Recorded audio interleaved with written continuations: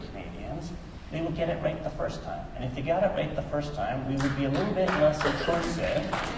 They'd comply, they'd be happier, and the world would be a sunnier place. And so she listened to all that in French because she's Francophone. And she had one question for me at the end, which was, Solano, how are you making sure that those folks who are entitled to benefits and are not getting them will be getting them? I thought, of all the questions I had prepared for, that was not one of them.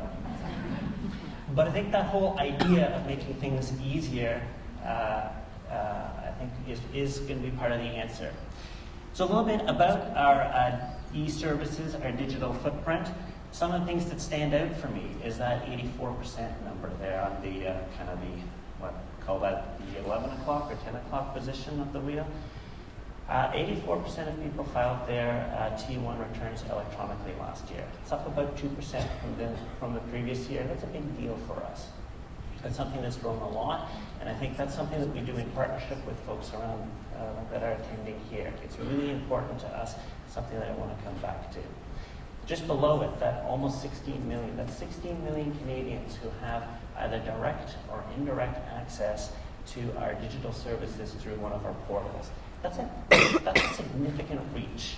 That gets you just under half of Canadians, and if you take out the kids, probably exactly half of taxpayers. And then what else is there? There's some numbers that I brag about in different contexts. I want to brag about this, because I'm not an accountant, and nor am I really a tax guy. I came to the agency a couple of years ago. Most of my background has been in labor market programming and policy, that kind of thing. But this is the one thing that I have done at the agency that we brag about a lot, and that other people talk to as well, so I get to talk to you about it as well. And it was to try to take our development agenda and give it a sense of purpose and an agenda that would run out over the next 4 years. So we organized, and let me run you through this a little bit, not just because I'm proud of it, but because I think it'll help situate the things that I want to draw your attention to in the rest of the presentation.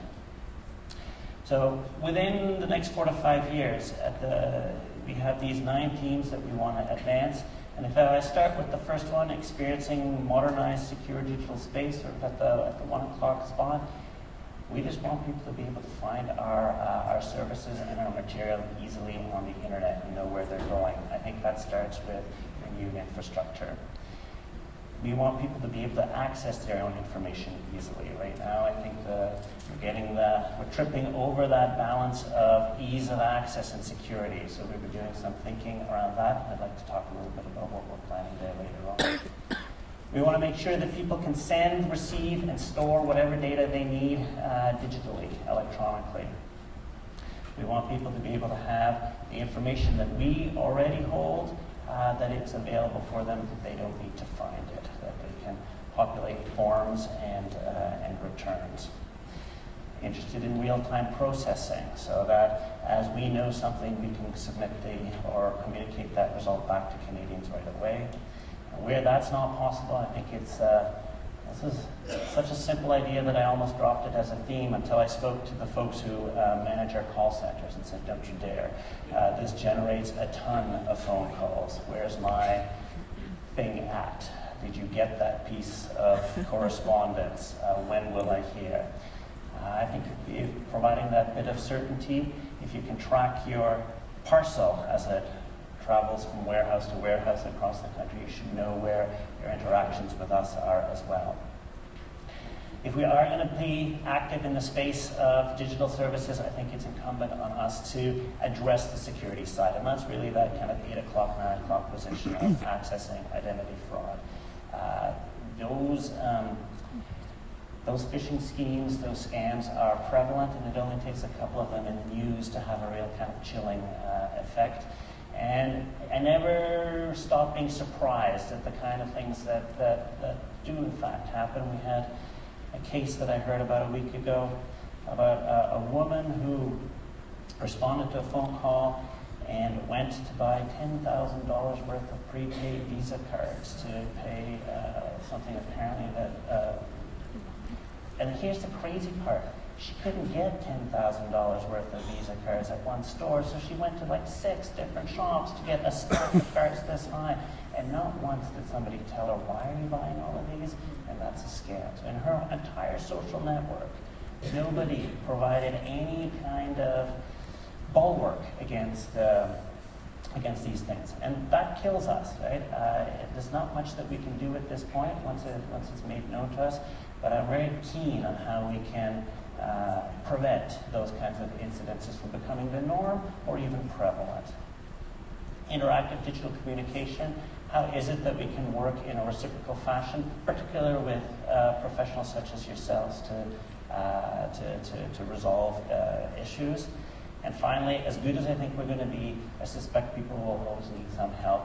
So I'm also interested in how we can provide that kind of help more easily, more quickly, and in a digital space. So that's that wheel. I brag about this to Cabinet. I take this to central agencies. I speak to this as conferences like this. And hopefully you can keep that a little bit in your mind. And if the rest of the presentation sounds a little bit like a laundry list, think of it as in different ways advancing elements of this strategy. First thing I wanted to talk a little bit about our mobile apps. So it's been about 18 months now that we have had these in the field. They're beginning to find an audience, and really we're interested in providing these kinds of services there. For the most part, we're making accessible information, taxpayers' personal information, and some fairly simple kind of interactions, things like changing an address or changing your direct deposit or signing up for your direct deposit information. We know that smartphone penetration in Canada has reached about 2/3 of Canadians, and that's phenomenal. That's a fairly deep penetration. And the other thing that I'm really struck at is that the way people are using their smartphones has changed an awful lot. And so whereas once upon a time I had the kind of mental model that your smartphone is what you use when you're waiting for the bus or you're sitting in a waiting room, increasingly people use their smartphones mostly in their home or in their office. It is the kind of tool that they use on their desk, not when they're away from their desk. So we're thinking hard about how is it that we can make some of the pieces that we're interested in making available to Canadians through this kind of a medium. I also think that this is one of those areas where there is a wealth of opportunity to partner with some of the folks within attending the conference and elsewhere to get the kind of information and services that we hold into the hands, into the context that people are most ready and able to receive them.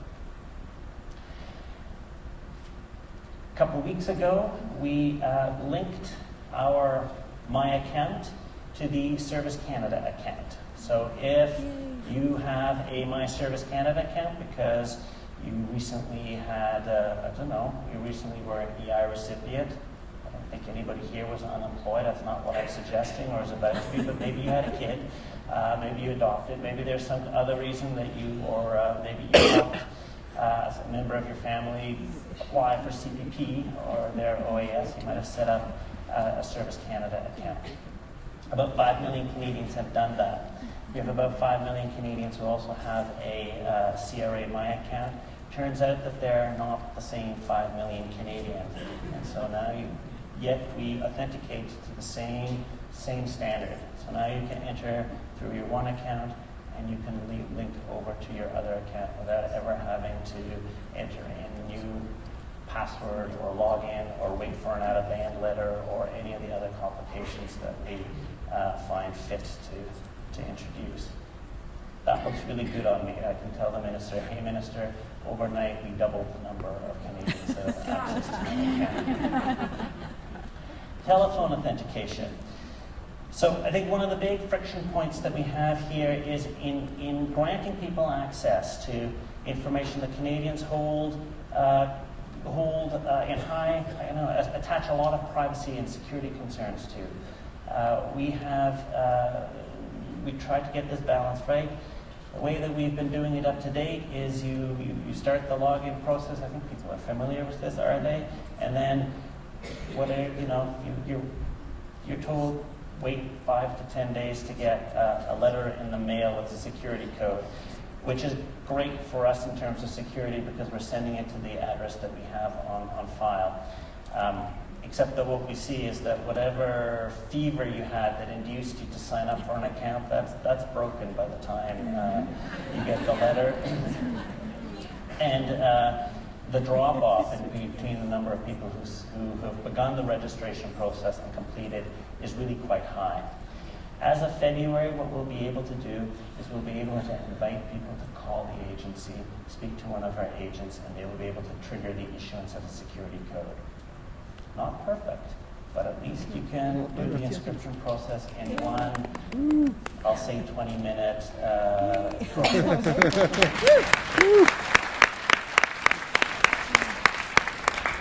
Now I'm just hoping that we don't overwhelm our colleagues in the call center with too many calls, because then I'll have another set of problems to deal with. Online mail. So each piece of correspondence that we send to Canadians costs us about $1, which is not fatal in the bigger scheme of things until I tell you that we mail about 130 million pieces of correspondence a year. And so whatever it is that we can shift to deliver electronically, for us, creates an important set of efficiencies, right? That means that $1 that we're spending on a stamp, we can use to do something else. But I also think it starts to generate important, assets for our individuals in terms of storing of their information, getting it to them more quickly. So we have been steadily growing in two ways our online mail presence. On the one hand, we have been increasing the number and the types of letters that are made available electronically, and we've also been looking to grow the number of people who've signed up for this particular service. And I think we're not alone in doing this. I see the efforts that utility companies and financial institutions are making, and I think it's probably the exact same drivers. So we are interested in this. I gather that, especially in your context, one of the drawbacks with our existing setup is that we can only send it to one email address. So I'm looking into how we can maybe log a second address so that the notice that there's something available can go to different people. If the citizen wants to enable their mail that way. And there's a range of things that we can do in this space that I expect will come over the coming years. But it's something I think you will be hearing more about year over year. Submitting documents. This is a little bit like the other side of the online mail. If there's a big, how do I put this, architecture for us to get things out to Canadians, there's an equally big architecture, it seems to me, to get things into the agency. And so over the last 3-4 years, we've begun enabling people the ability or the capability for people to send us their material digitally. It has a bunch of advantages for, I think, both the individual and ourselves, and we've expanded that ability every 6 months or so, and I think you have a list of some of the new things that we're making available. About this time last year, we began to accept unsolicited documentation, and there was a bit of a drop-down menu. And the idea was that Canadians, when they wanted to send something in, they would select the right thing that they're sending something to, and then they would send it in. And somehow we thought that the right thing to put at the top of the drop-down menu was the voluntary disclosure program. Turns out that means something completely different to Canadians than it means to us. So we got lots of things. And then I had a whole other problem on my hand, because now something like 40% of things coming in through the digital channel were misdirected. But with a better organization, better information up front, we've been able to reduce that fairly quickly over the course of 2 to 3 months to under 10%, right about now. And the 10% that we're getting that we're calling misdirected is genuinely, for the most stuff, things that we want to receive. It's just that we hadn't yet figured out how to receive it electronically. So in a weird sort of way, that's a success too. It suggests that there's an audience, that there's an appetite for our folks to send us stuff digitally, and so we're going to continue to advance along this line. And I expect that over the next couple of years, we will have a fully electronic mail room where we will be able to receive anything. We won't need people to enter some ungodly file number of I don't know how many digits. Send us facts. But we'll have the character recognition software that will recognize the material as it comes in and route it to the right place in the agency and create a record of us having received it. So individuals will have the confirmation that we have in fact gotten it. Hopefully they won't then have to call our phone agents to find out whether or not we received it. And we will route it to the right place in the agency more quickly. A number of organizations already have that kind of a capacity, and I think we will get there within the next couple of years. Tax information slips. This is within the portals. We are making some changes that I think will be released to the public in February that will make slips a little bit easier to navigate, to find the right slips, and it's really to address some of the usability concerns that have been raised with us. And I think this business about tax information slips is important because it really is one of the it's a precursor and an enabler of this service, which we are ridiculously proud of. We were going to brag about this autofill for quite some time. Last tax filing season, we expanded it to NetFile, so for those Canadians who purchase software and prepare their own tax returns, and we made additional slips available. It was used just about 5 million times, and we're really quite happy with that kind of growth. But I think it really speaks to this idea that if we are receiving the information independently from the citizen, from the taxpayer, it allows us to make it available back to people in the right place at the right time. Yes, they can confirm it. Yes, they can make sure that it is something that they want to declare or do at any given time. It doesn't ask them to search for all this information. This coming year, we are making some improvements. We'll have longer login sessions. I understand that this will be a particular utility for people who are preparing more complex things or more than one at a time. We are making additional slips available for automatic download, and we'll also slowly expand the number of prior years that will be made available until I think policy is still a little bit in flux there, but I think we're going to land probably at 3 to 4 prior years that will be made available. And then because we're CRA and because we want to be efficient, we will also make it easier for people to sign up for either online mail or direct deposit using their autofill. Something that we're going to be introducing this year is something that we're calling Refile. I think that's an awful name, but I lost that argument a long time ago. And mostly I lost it, I think, because I didn't have a really good competing name. But I think the idea here is that the process that we ask people to take when you discover that you've forgotten to input a slip or something came late, or I don't know, you will know better than I what actually happens. We had a fairly cumbersome process to make those kinds of adjustments. And what we'll be making available is for people using the e-file software. They will be able to do that in their software. So the way that it'll work, you'll make your changes. You've got to get your authorization. We're not changing that. We still want to be able to link the person taking the action to a citizen and know that they're doing it on their behalf legitimately. And then we will be able to validate the changes, update the return, and confirm right away that we've received it, that we've accepted it, or rejected it. We think this will be a lot easier. It'll invite people to complete a transaction that they have to complete anyway, but in a context with which they're familiar with. And while we're going to introduce it in eFile, I expect that we will also make it available in NetFile. Express Notice of Assessment, another cumbersome name perhaps, but it speaks to the fact that we are increasingly processing in real time, so why not make the outcome of the assessment, of our assessment, available in real time. So the way that will look like is fairly similar.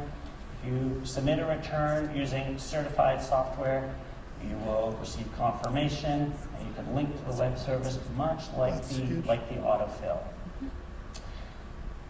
You hit the submit button at the end, the little wheel is going to turn, or whatever symbol they use, and you'll get a message back that says your return has been received, it's been processed, and you will get $17 for feeling generous that day as a refund in your account on Tuesday, or whatever it might be.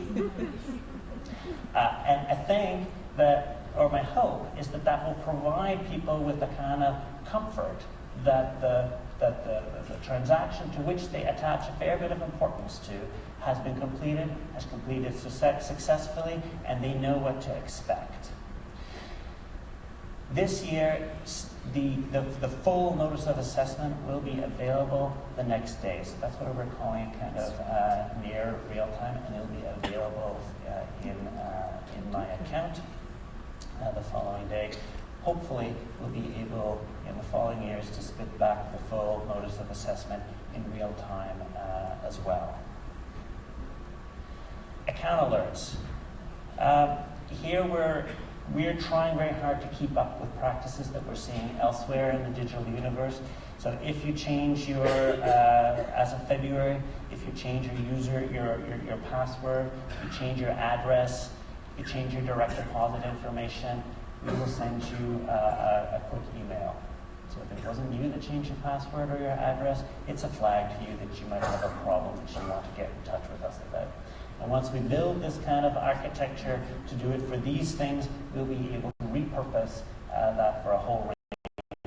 I'm used to that. I know recently I was traveling abroad, I logged into one of my accounts, and I right away got a little message that says, hey, from this place, is that really you? And I think we've all experienced that. It's to provide a little bit that kind of instantaneous feedback so that people can protect their circumstances better. Audit inquiry. So we introduced in spring the ability for our auditors to correspond, to receive inquiries from folks they're working with electronically and answer them. We want to build that, and in the coming spring we will be able to share spreadsheets securely back and forth as well. We think that will make the job of our auditors a whole lot easier, for one, to travel as much, and but also I think it should bring greater clarity to the back and forth that exists there. Proof of income statement. This is this option C.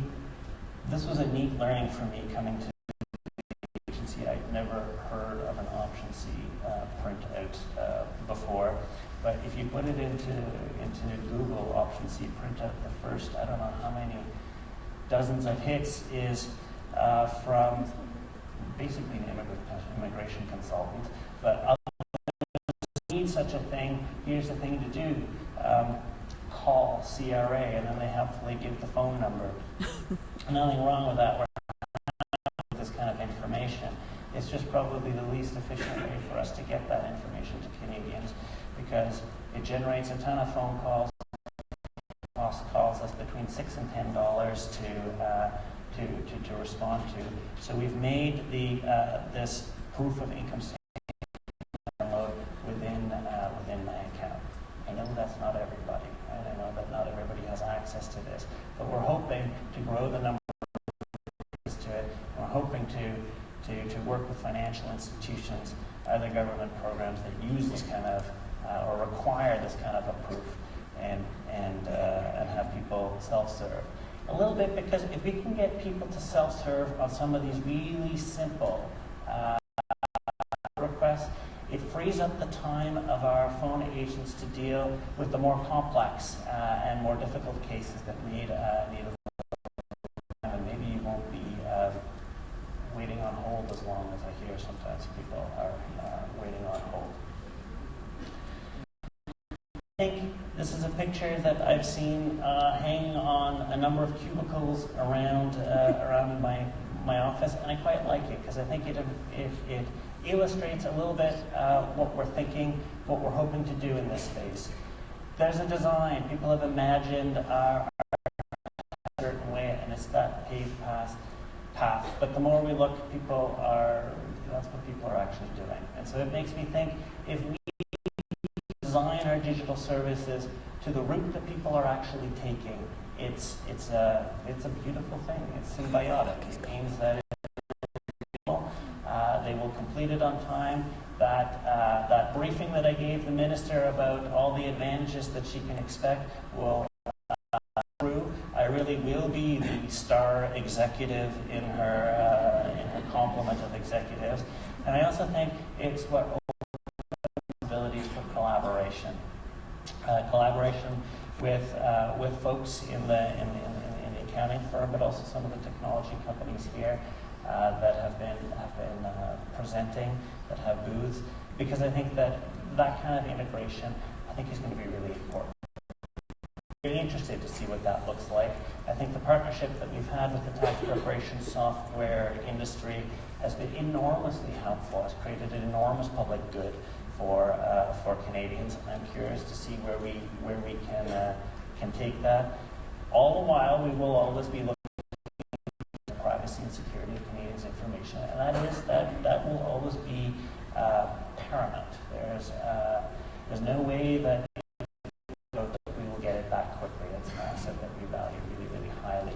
But I do think that there's opportunities to further the dialogue and see what can happen. That's the fun part of my job, is to think about where to find these openings and pave the dirt path. I understand it was me and then lunch, right? So I did you all a huge favor. I ran through my material about 2/3 of my allocated time.